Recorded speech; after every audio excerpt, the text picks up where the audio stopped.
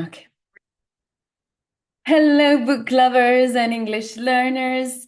I'm Lydie Bureau. I'm an English teacher in France. And oh, sorry, welcome to December live read along. I'm Lydie Bureau and I'm an English teacher in France. I'm also the founder of Lydie's Book Club, a book club for learners of English.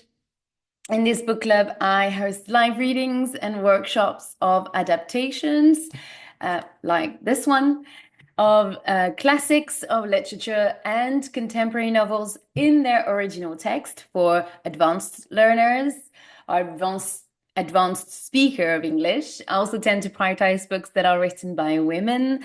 Each month we read and explore a different book for all levels of English. And 3 times a month, we meet with the member. I meet with the members of the book club in a live workshop session via Zoom to discuss the chapters read over the week. So this way, the members can improve their speaking and critical thinking skills. This is the place also to make new friends as well and to get to know the other members of the book club. So it's a great space, and it's a safe space, I would say, to be able to practice your speaking when you don't have the opportunity to do that where you live. So you are more than encouraged to join the book club and start this journey with us.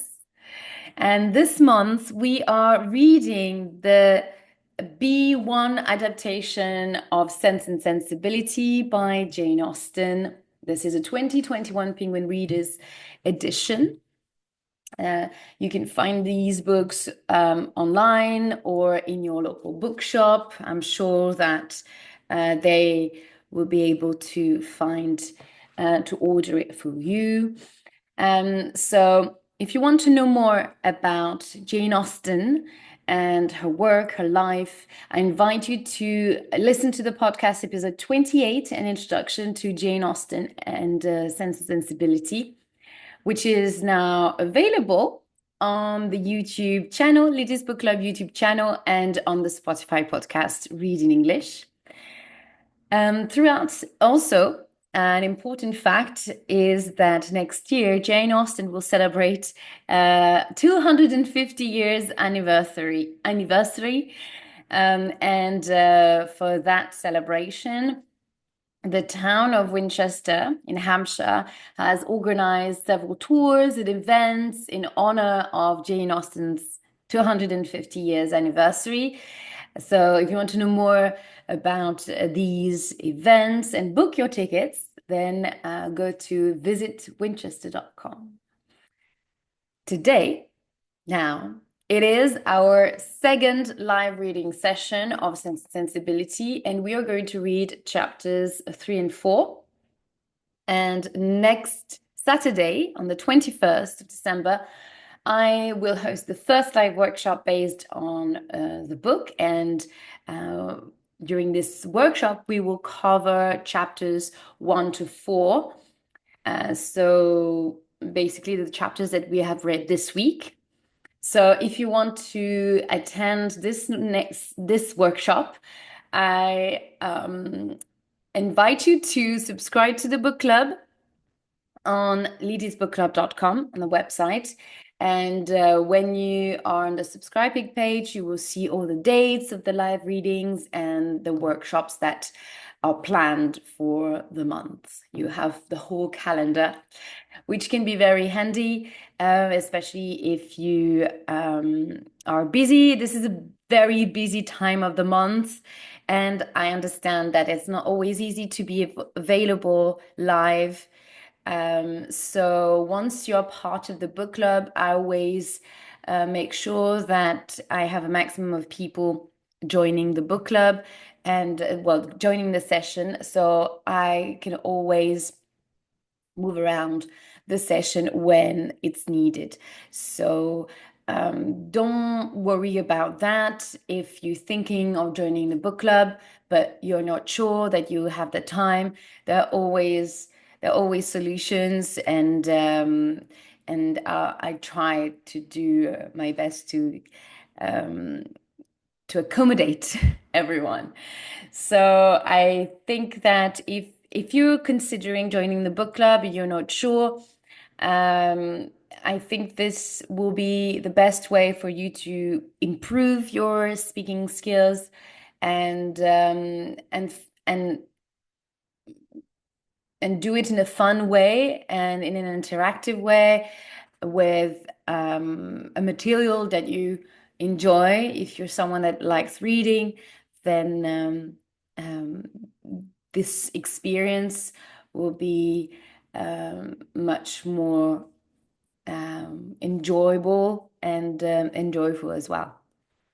So if you have any questions, don't hesitate to leave me a comment in below the video or by private message via Instagram as well. Right. So before getting started with the reading of the chapters, let's do a quick recap, refresh our minds about the first chapters that we read. So when I started reading the first chapter, I warned you that for some reason, this adaptation, this is the only thing I have to say against the adaptation, is that they omitted to talk about the third sister, the little, I think her name is Margaret, if I'm not mistaken. So the third little sister has been omitted in the adaptation, and that I think that's a shame because it doesn't stay loyal to the original. So that's the only thing they have to say. Otherwise, these adaptations are usually well made, and they often manage uh,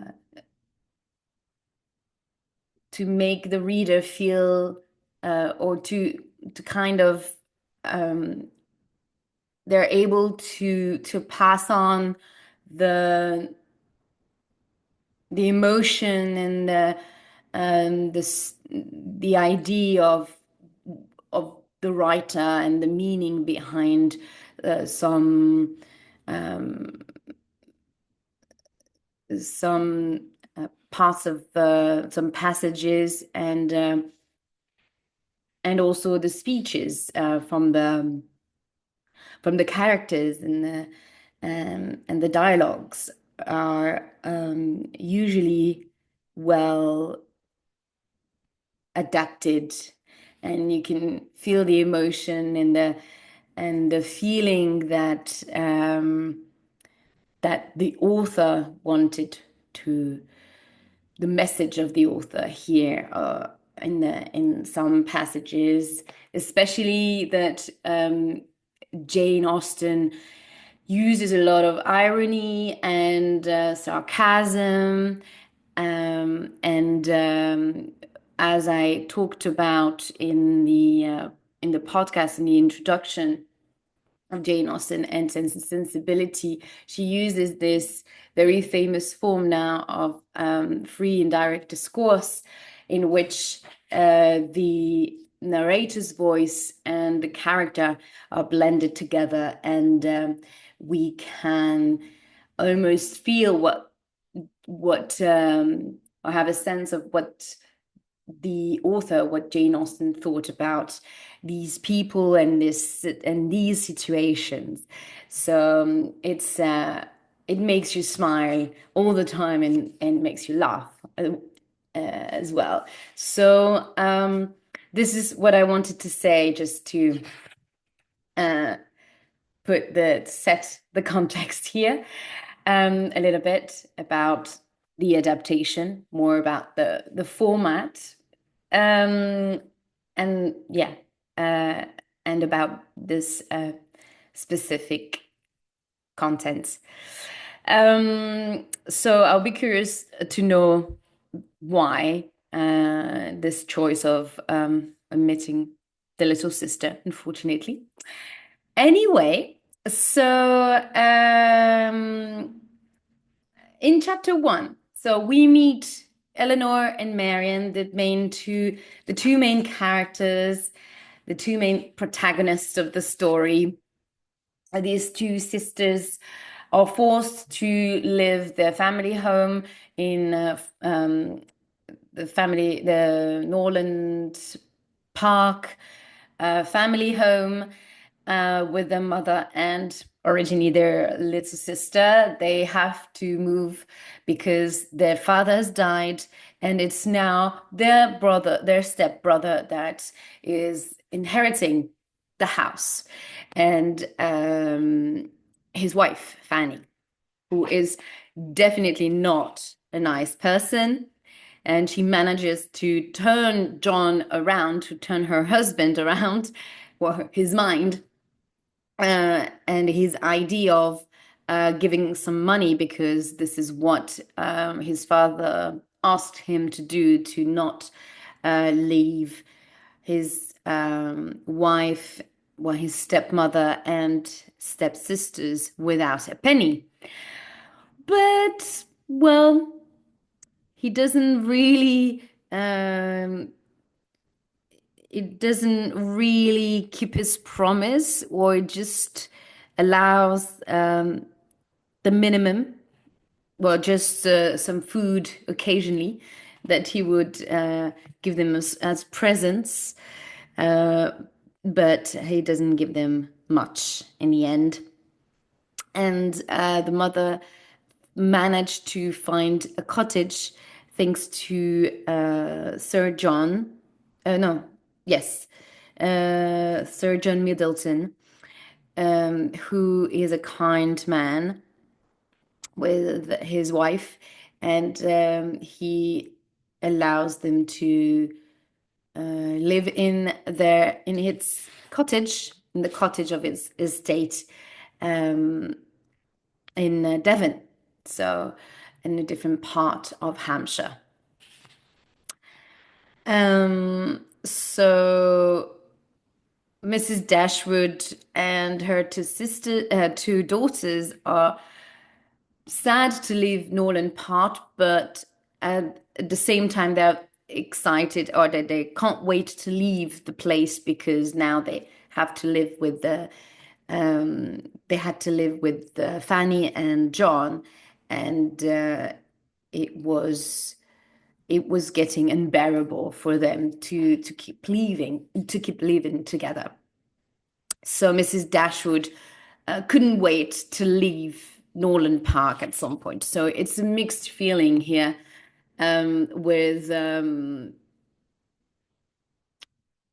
departure of Norland Park, as you can see. Bittersweet, as we would say in English. I don't know if you know the expression, but there is this expression called bittersweet, which is exactly this idea of being happy. Oops, sorry. Yeah, a bit sunnier. Of being happy, but at the same time being sad as well to move on and start a new chapter of your life as well. So bittersweet. Hi, hello, Audrey. Thank you for joining the live. I hope you're well. Today we are talking about Jane Austen. So, chapter 2 is the encounter. The it's Marianne. It's the moment where Marianne and Willoughby meet in the rain. So Mrs. Dashwood and her daughters have moved to Devon and to the cottage, and Marianne decides to go for a walk because as you might remember, Marianne is the one who is very emotional. She needs to express her feelings. She needs to be outside in the nature. So in comparison with Elinor, who is much more withdrawn, she hides her true feelings, she doesn't share much, and she always does what is right. So you have these two sisters with very different characters, but with different personality, and at the same time, they're very close, and they always support each other. And here, in this passage, Marianne decides to go for a walk. It's been a while that they haven't been able to go outside because the weather was appalling, was raining all the time, and she decides to go for a walk, and suddenly it rains again, and she fell. She fell on, well, she falls off. She falls off on the heavy rain, under the heavy rain, and she hurts her foot. And at this moment, a young man, young and handsome man, of the name, what's his first name? I remember. His last name is Willoughby, John Willoughby. John, again, a John. How original. So John Willoughby, this young man, who is currently staying at Mrs. Smith in Allenham,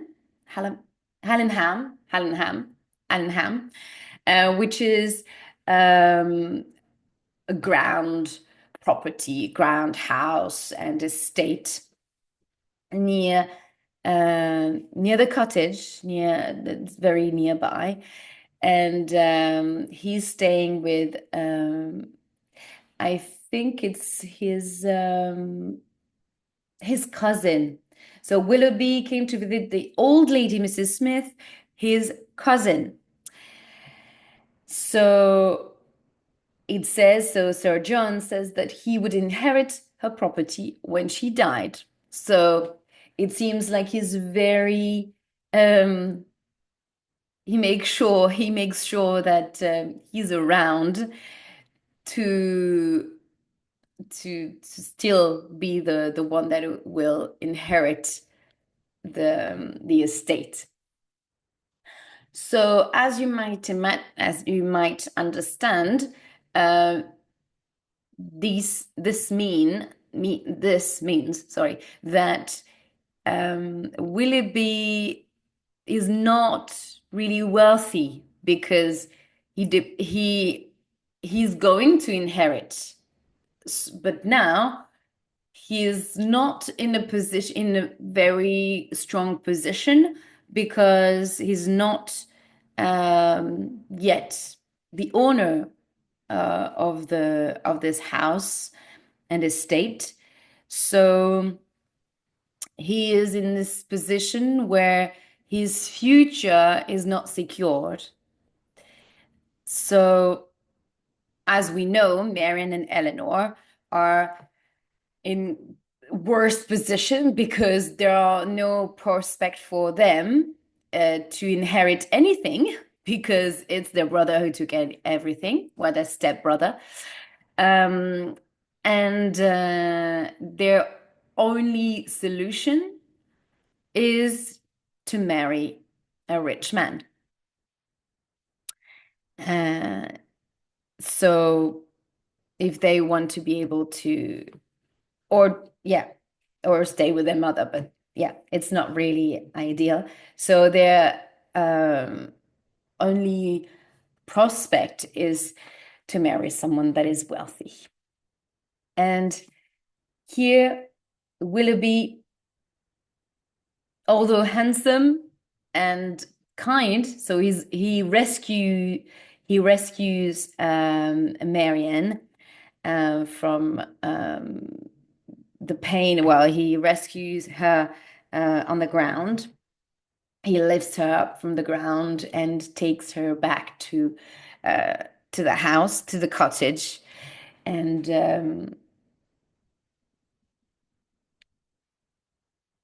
he makes sure that she is okay, and comes back again the next day to check on her.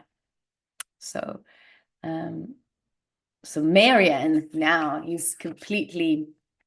she is completely um, smitten by this young man. So now let's read chapter 3. Secrets between Marianne and Willoughby. Mrs. Dashwood and her daughters had not imagined that they would be so busy in Devon. Sir John arranged parties and balls, and Willoughby was invited to them all. Elinor was not surprised to see Marianne and Willoughby talking and dancing together. However, she thought that they should be less open about their feelings because they were not engaged to be married. Before a girl was married, she must have a good reputation. People might talk badly about her if she was too friendly with a man, and they were not engaged. So here, Elinor is quite worried about her sister being very open about her feelings for Willoughby without having any assurance that they are engaged or that he proposed or anything. Marianne hated to hide her feelings and did not try, and Willoughby seemed to be the same. She liked everything about him. He said clever things, he danced well, and he helped her to win in card games. Mrs. Dashwood also spoke of him warmly and was happy to see him and her daughter together. Elinor, however, was less happy. She missed her conversations with Edward at Norland, and the only person she enjoyed talking to at Barton Park was Colonel Brandon. Remember, Colonel Brandon is this uh, this friend of Sir John, and he is 35 years old, so quite older than the girls, and he seemed to be very well, he seemed to like Marianne, but it seems like she does not so. And actually, Marianne finds him old and not very interesting, which I mean can be understandable because she's 17. Come on. So, but yeah.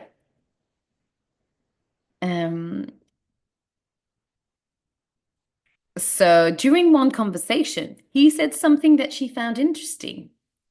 I once knew a lady who was very similar to your sister in character, but he stopped suddenly. He probably thought that he had told her too much. Elinor felt Elinor felt that something had happened in the past to make him sad, perhaps in love. One morning, Elinor and Marianne were walking together. Willoughby has given me a horse, said Marianne. Elinor was very surprised. They did not have enough money to keep a horse, but her sister had accepted this gift. She told Marianne that a young lady should not accept a gift like that from a gentleman that she did not know well. You're wrong, Elinor, replied Marianne. I have not known Willoughby long, but I feel that I know him very well. Elinor decided to leave that topic. Instead, she said that it would be difficult for them to care for a horse. In the end, Marianne promised to tell Willoughby that she could not accept his gift. She kept her promise, and when Willoughby came to the cottage the same day, Elinor heard her saying quietly that she was not able to accept the horse. He replied, whispering, Marianne, the horse is still yours. I will keep it for you until you can give it a home. Hearing this conversation, the way Willoughby used Marianne's first name, and the way he spoke to her, Elinor realized that Marianne and Willoughby had become very close. She felt sure that they were secretly engaged.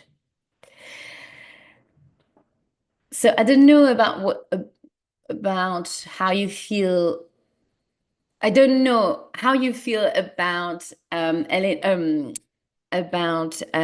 Willoughby giving the horse, but coming from Elinor's point of view and her very pragmatic way of seeing things, it's a very beautiful present. But on the other hand, they're not. It's a bit like a curse in a way, or like a poisoned present, because they're not able to sustain the having a horse, or to be able to look after this horse. It costs money and they don't have the money for a horse. So why, knowing their financial situation, why Willoughby would how I would be interested to know how you feel about this. His way of discerning that this is a good present, that would be a good present for her. It's almost a little bit insensitive in a way, that it doesn't realize that they don't have the money to keep a horse. So, yeah.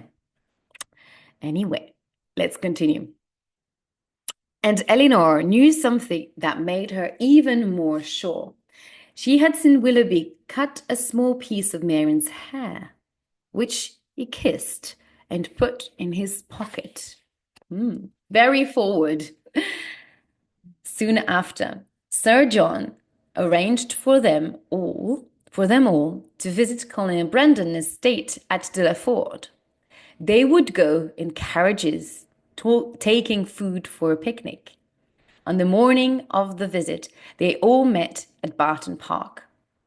Just before they were ready to go to Delaford, an urgent letter was brought for Colonel Brandon.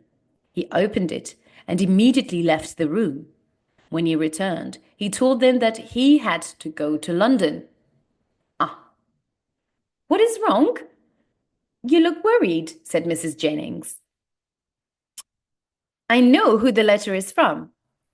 Colonel Brandon looked surprised. Who do you mean? He asked. You know who I mean, said Mrs. Jennings. Lady Middleton tried to stop her mother from saying more. Oh, God.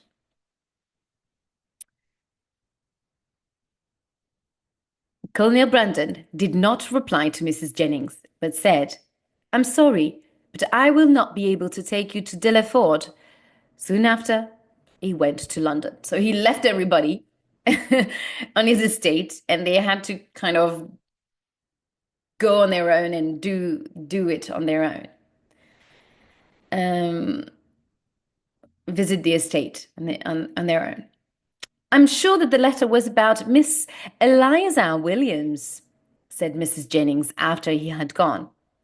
Who is she? Marianne asked. She is his daughter, replied Mrs. Jennings quietly. Marianne was surprised because she knew that Colonel Brandon was not married. Sir John decided that although they could not go to Delaford, they should still go out because the carriages were ready. Willoughby's carriage arrived first. So they just outside the house. They're probably in the garden, on the not the driveway, but the just outside the house. Um, Willoughby's carriage arrived first, and Marianne got into it. He drove the horses through the countryside very fast. Soon, the others could not see them. Later, when they all returned, Willoughby and Marianne said that they had been near the hills. That evening at dinner, Mrs. Jennings sat near Marianne and said to her very loudly, "I know where you spent the morning." Marianne's face went red because everyone could hear. So Mrs. Jennings is not very um, discreet. So um, she loves gossiping and she's not discreet at all. Marianne's face went red because everyone could hear. "I hope that you will like your new house, Miss Marianne. It's very large," continued Mrs. Jennings. So here she implies the house is Mrs. Smith's house, the house that Willoughby will inherit, is supposed to inherit. So she's already she puts the carriage before the horse, as we would say. Um,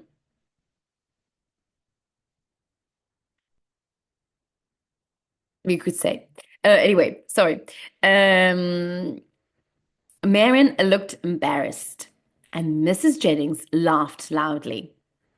Elinor heard her say that she had asked one of the servants who told her that Mr. Willoughby had taken Marianne to see the house at Allenham. Later, Elinor asked Marianne about this and was surprised to hear that it was true. "Why did you go there? It was not a good idea, Marianne. Think about your reputation," she said. "I have done nothing wrong," replied Marianne. "The house will one day be Willoughby's." Her face was red as she said this. In the days after, Willoughby continued to visit the Dashwoods' home. One afternoon, Mrs. Dashwood was talking about changing something in the cottage.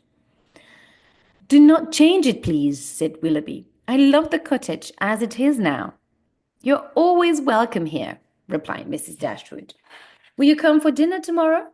Willoughby promised to be with them at 4 o'clock the next day. Um, so here we are the at the point or in the very a very good example of the duality of sense and sensibility, which is the point, which is the idea that is debated here in the novel by Jane Austen is, why should Marianne be worried about her reputation when it is not the case? When it's not the case for Willoughby.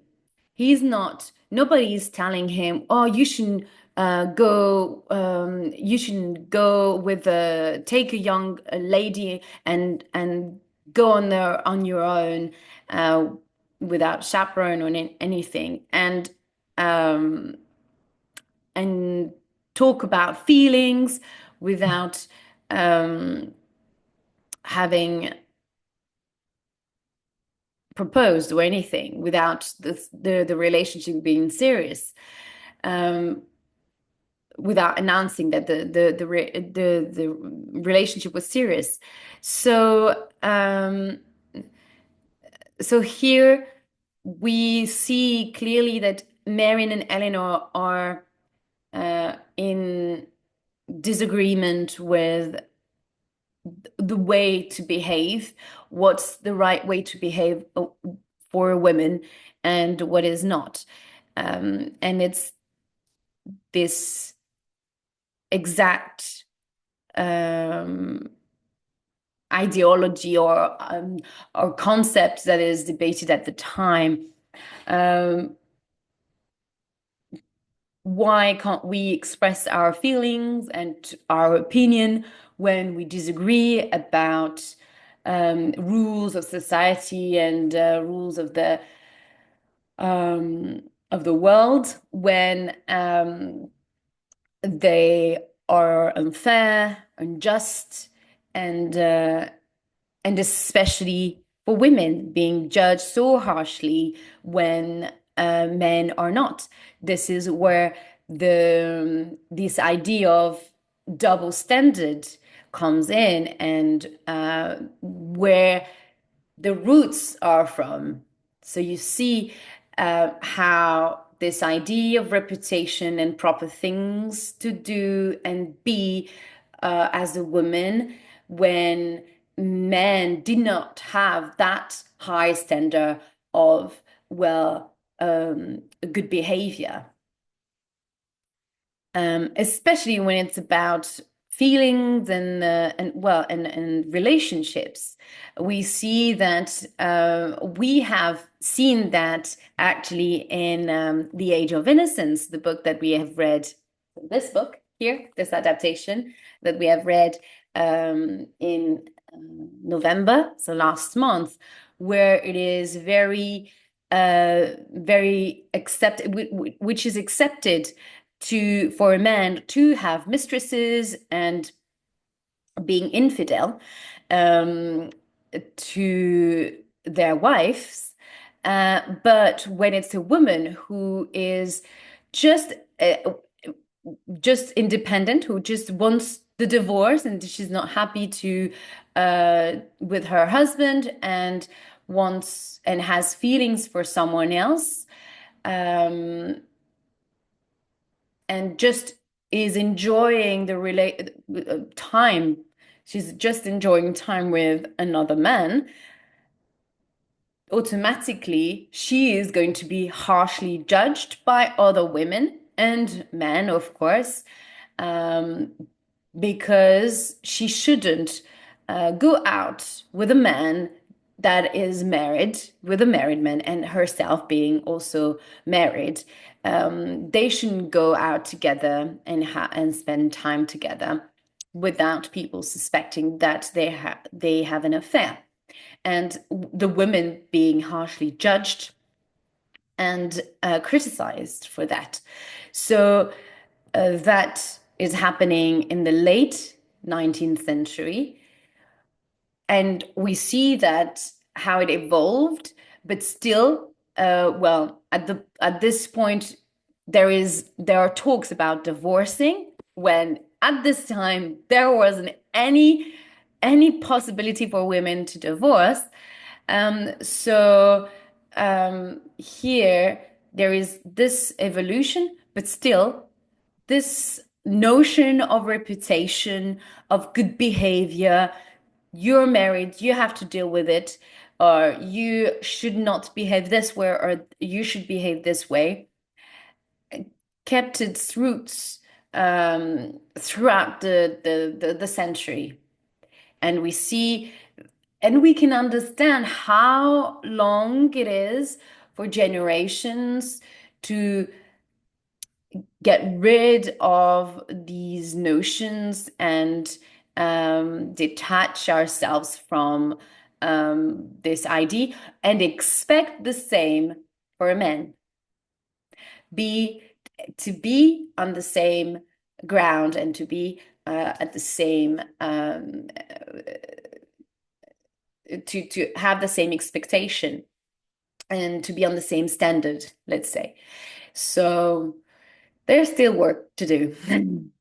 So let's carry on. Let me, when you think about this parallel between the two novels. So this is what I love about reading these adaptations. Although they are adaptations, they're amazing because we can still talk about this very current topics and how we can draw parallels between the two novels, although they have uh, a century they're different, and they've not been written well, they've been written in a different uh, period of time. So here again.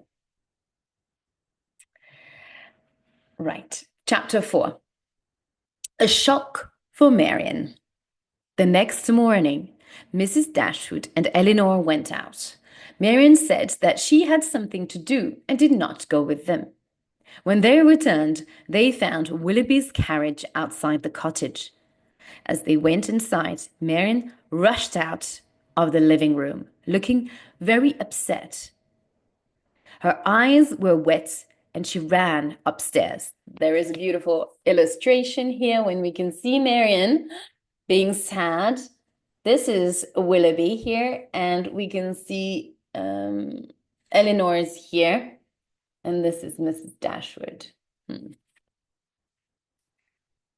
being worried.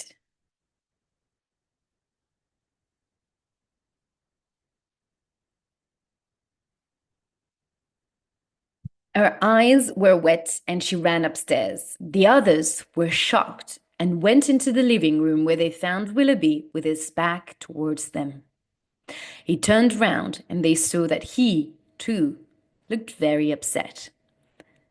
"Is Marianne ill?" asked Mrs. Dashwood. "I hope not," he replied, trying to smile. "But I think that I might soon become ill because I am very unhappy." "You're unhappy?" said Mrs. Dashwood. "Yes, I cannot have dinner with you today," said Willoughby. "Mrs. Smith has asked me to go to London on business. I have to leave immediately, and I have come to say goodbye." "I hope that you will not be away for a long time," said Mrs. Dashwood. Willoughby's face went red, and he replied, "I will not be able to return to Allenham in the next 12 months. 12 months is a whole year, yeah? "But we can invite you to stay here," said Mrs. Dashwood, just trying to make him stay. Willoughby's face went redder. Looking down, he said, "You are very kind, but I do not know when I will be free to return." Mrs. Dashwood and Elinor were too shocked to speak. "I must go," said Willoughby, and he quickly left in his carriage. Mrs. Dashwood immediately went upstairs. Elinor could not understand what had happened. It was very strange. She felt extremely worried. Perhaps Willoughby and Marianne were not engaged, or perhaps they had argued about something. Half an hour later, her mother returned and said, "I think that I know what has happened, Elinor. I am sure that Mrs. Smith does not want Willoughby to marry Marianne. So she has made him leave Devon." "I think that you're right," replied Elinor. "But I am surprised that she did not tell us why he has to leave. Marianne must think about her reputation. I'm sure, again, reputation. That's Mrs. Dashwood talking here. I'm sure that she would not be so open with Willoughby if she was not engaged. But if they are engaged, why do they not tell us?" said Mrs. Dashwood. Well, she's still very hopeful that they're engaged, but doesn't seem like it. I think that they must be. I think that they must be because of the way they behave together. "But they should tell us," replied Elinor. "I like Willoughby, but it is not a good thing that he has made Marianne feel so unhappy. He has to do what Mrs. Smith wants. But he should be more open and honest with us." Marianne stayed. So remember, Mrs. Smith is the lady. She is Willoughby's cousin, the owner of the ground house, Allenham. Sorry. Okay. Marianne stayed upstairs until dinner and then sat at the table with red eyes not eating or speaking. When her mother touched her hand kindly, Marianne immediately started to cry and left the room. She did not sleep that night and cried for most of it. The next day, she did not talk or walked around the village of Annenham, remembering her time with Willoughby. In the evening, she played the songs that she and Willoughby had sung together, crying as she sang them. She continued to behave in the way and in this way, and after a while, she was just sad and silent. She did not read, and she went for walks alone. No letter came from Willoughby. One morning, Marianne agreed to go for a walk with Elinor. As they were walking, they saw a man on a horse riding towards them. "It is Willoughby!" cried Marianne, rushing forwards. Soon the man was nearer, and both sisters were extremely surprised to see that it was Edward Ferrars. So remember, Edward Ferrars is Fanny's brother, the boy that the young man that Elinor is in love with or has feelings for him, and we feel like he does too.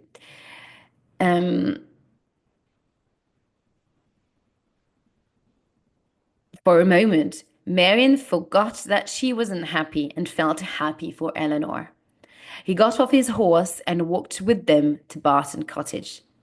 But Marianne was surprised that he was so cold.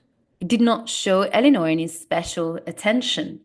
He did not seem happy and did not speak much. He was so different from Willoughby. So, as we understand, Edward seems to have, a more withdrawn character, a little bit similar to Elinor. Mrs. Dashwood welcomed Edward warmly and invited him to stay at the cottage. Although Edward began to behave more warmly, he did not seem happy. After dinner, Mrs. Dashwood asked him about his future.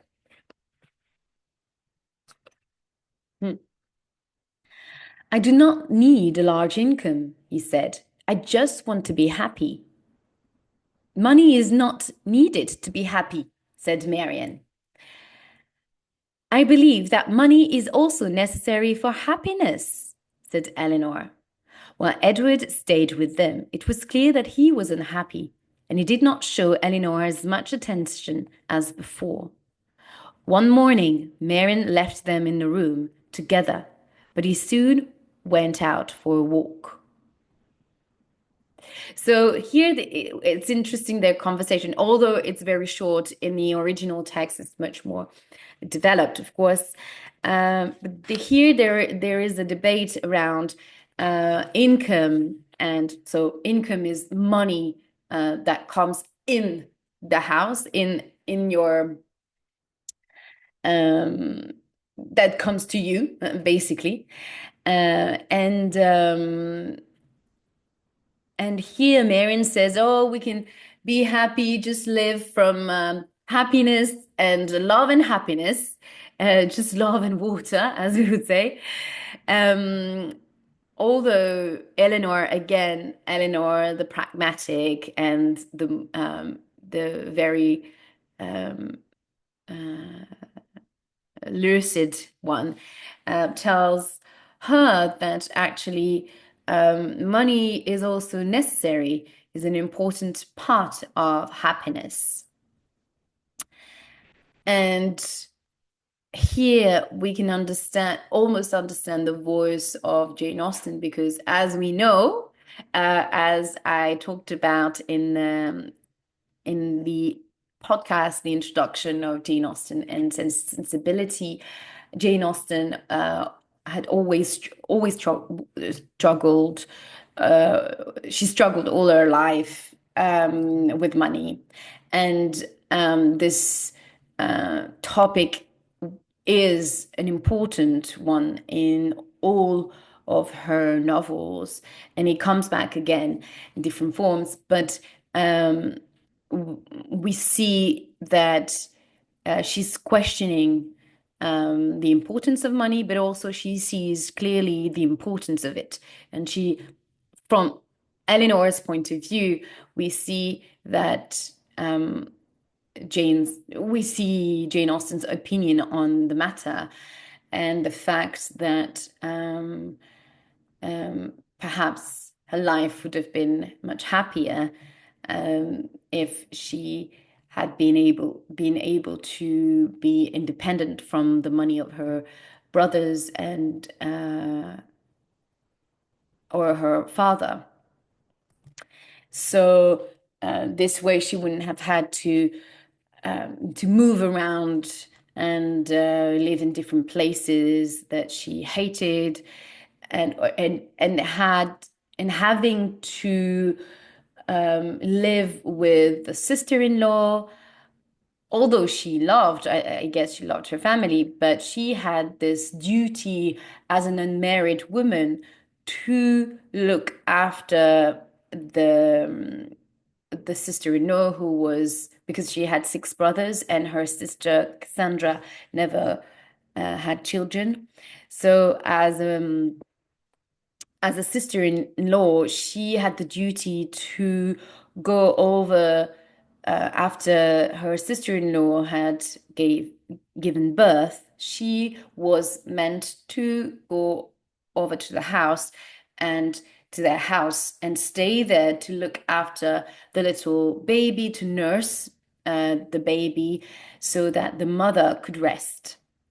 So she was almost like a helper for the mother. Although she, I guess, at some point enjoyed this duty and she did it. But I guess at some point she would have liked perhaps to have, sorry, not to do it, and or at least have the option to say no, but she didn't. Or from moral and social rules of the society at the time, that was her role as an unmarried woman. She had to help. That was her duty. Um, and she was not asked. This is what was requested of her. So that's an interesting. I let you think about it because it's something that we don't necessarily know about the status of unmarried women at the time, because as we might not know, but there were many unmarried women.